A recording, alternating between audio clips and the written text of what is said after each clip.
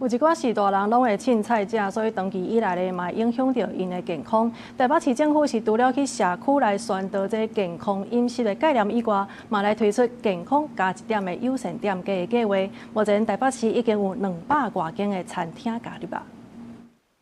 我们如果想要预防肌少症，不管是预防肌少症还是营养不良，我们其实都建议就是65岁以上长辈朋友或是一般民众朋友，我们一餐的蛋白质、豆鱼蛋肉类食物要吃到1个掌心，至少要吃到1个掌心。然后选择类别的话，尽量帮我们选择就是天然食材，然后健康烹调的部分，不要油炸，也不要加工食品。那这一块我们就是做在每个3餐的部分都要去尽量的摄取，然后另外在乳品的摄取很重要，我们是鼓励就是每天可以多喝一些鲜奶，或者是优酪乳、优格、起司等等的，这部分也是很好的优质蛋白质来源。